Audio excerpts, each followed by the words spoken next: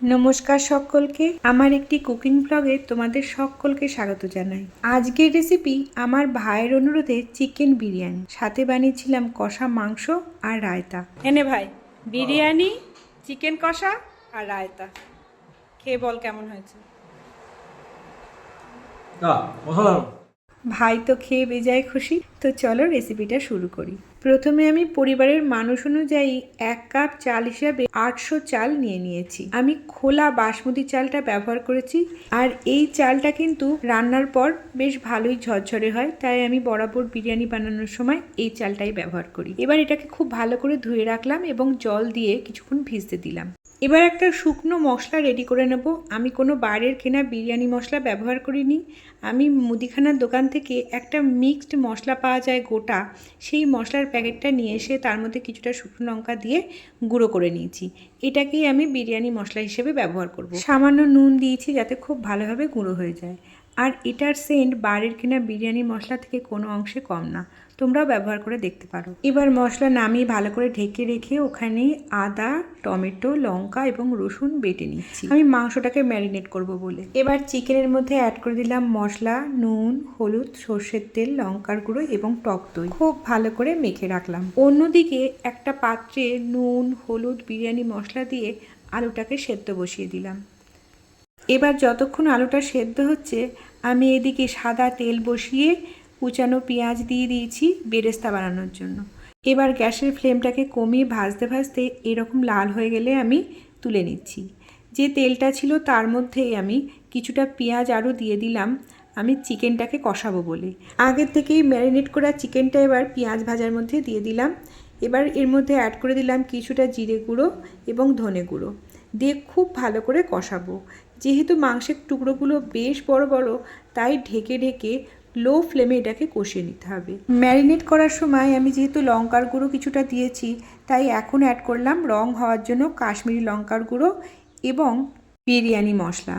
এবার খুব ভালো করে এটাকে লো ফ্লেমে ঢেকে কষবো যতক্ষণ না মাংসটা বেশ নরম হয়ে যায় এবং তেল ছাড়তে থাকে। মাংসটা কিন্তু খুব ভালো করে এখন কষা হয়ে গেছে এবং তেল ছেড়ে দিয়েছে। এবার যে তেলটা এক্সট্রা পাশে ভেসে উঠবে, সেই তেলটাকে আমি সরিয়ে রেখেছি ফুড কালার হিসেবে ব্যবহার করব বলে।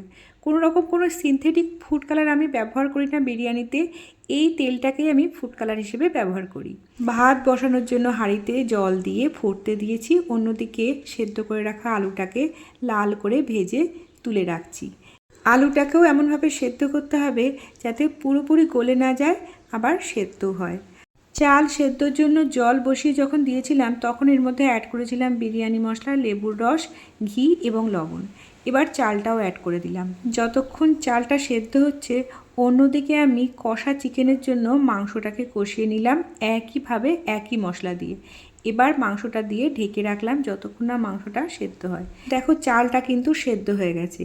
একটু শক্ত অবস্থায় কিন্তু নামিয়ে ফেলতে হবে, যেহেতু নামানোর পর গরম অবস্থায় ভাতটা কিন্তু রান্না হতে থাকবে এবং গলে যাওয়ার সম্ভাবনা থাকবে। তাই একটু শক্ত অবস্থায় নামিয়ে নিয়ে আমি জল ঝরিয়ে একটা প্লেটের ওপর এভাবে চালটাকে ছড়িয়ে দিচ্ছি এবং এটাকে আমি একটা টেবিলের ফ্যান চালিয়ে রেখে দিলাম। অন্যদিকে আমার মাংসটা কিন্তু কষা হয়ে গেছে। এবার জল দিয়ে দিলাম এবং মাংসটাকে ঢেকে রাখবো যতক্ষণ না মাংসটা সেদ্ধ হয়।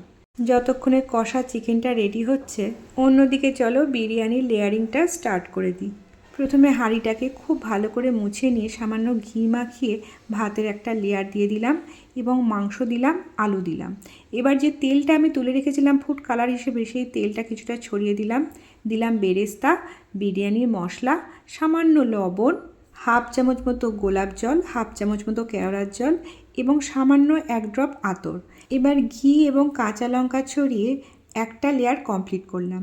এবার আরেকটা লেয়ারে ভাত দিলাম এবং একইভাবে একে একে মাংস, আলু, সামান্য লবণ, বিরিয়ানি মশলা, ঘি, কেওড়ার জল, গোলাপ জল, বেরেস্তা এবং যে ফুড কালারটা রেডি করেছিলাম সেই কালারটা দিয়ে এক একটা করে লেয়ার আমি এইভাবে কমপ্লিট করেছি। এইভাবে মোট 4টে লেয়ার রেডি করে নিলাম। রঙটা কিন্তু ভীষণ সুন্দর হয়েছে।